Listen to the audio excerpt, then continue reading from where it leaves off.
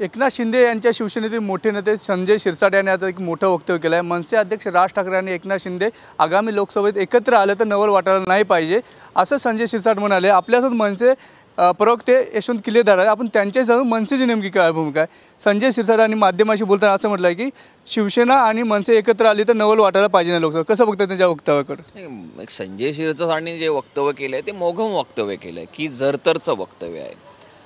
अजून असं काही कोणताही निर्णय पक्षामध्ये झालेला आहे असं काही आमच्या बैठकीमध्ये कधी राज ठाकरे साहेबांनी ह्याची उल्लेख केला नाही। पण राज ठाकरे साहेब जो निर्णय घेतील त्या निर्णयाप्रमाणे जाणं हे आमचं आद्य कर्तव्य आहे आणि तो आमच्यासाठी आदेश आहे, त्यामुळे झालं तर चांगलीच गोष्ट आहे। एकनाथ शिंदे हे पण जुने शिवसैनिक आहे, राज ठाकरे हे पण जुने शिवसैनिक आहे। आगामी लोकसभेत दोन्ही ज्येष्ठ शिवसैनिक एकत्र आले तर लोकसभेला तुम्हाला फायदा होईल का? हे बघा कसं आहे, शेवटी शिवसैनिक हे दोन्ही नेते जे आहेत हे शिवसेनेमधून बाहेर पडलेले दोन्ही नेते आहेत। हे बाळासाहेबांचे कट्टर बाळासाहेबांना मानणारी दोन्ही व्यक्तिमत्व आहेत। आजच्या तारखेला महाराष्ट्राच्या राजकीय पटलावर दोन्ही नेत्यांचं चांगलं नाव आहे किंवा चांगलं वजन आहे। जर असे दोन भारदस्त नेते एकत्र येतील तर नक्कीच त्याचा फायदा होईल एक दुसऱ्यांना। मनसे अध्यक्ष राज ठाकरे यांना श्रीराम जे प्रतिष्ठानची निमंत्रण येणार आहे, राजकारण ढवळलेलं आहे। कसं बघता या निमंत्रण जर आलं तर मनसे अध्यक्ष राज ठाकरे अयोध्येला पुन्हा एकदा जाणार का?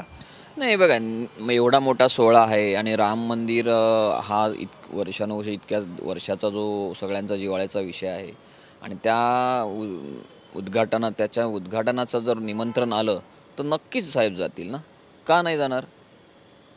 एक सामान्यातले सामान्य माणूस तिकडे जायला तयार आहे तर राज ठाकरे साहेब तर प्रखर हिंदुत्ववादी नेता आहे, नक्कीच जातील ते। लोकसभा निवडणुकीच्या पार्श्वभूमीवर मनसे पुन्हा भाकरी बदलणार आहे, नवीन चेहरा संधी देणार। कसं बघता या मनसेच्या नवीन रणनीतीकडे? प्रत्येक पक्षामध्ये ही प्रक्रिया चालू असते, त्या पद्धतीने आमच्या पक्षात ही प्रक्रिया चालू आहे।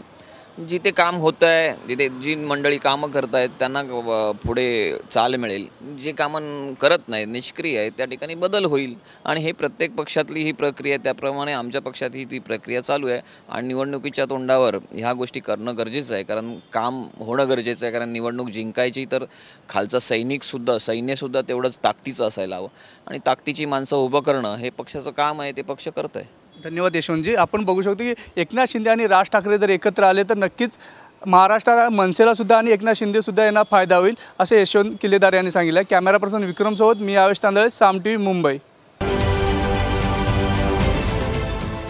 देश विदेशातील प्रत्येक घडामोडींचे लाईव्ह अपडेट मिळवण्यासाठी आता साम टीव्हीच्या सर्व सोशल मीडिया प्लॅटफॉर्मला लाईक, फॉलो आणि सबस्क्राईब करा।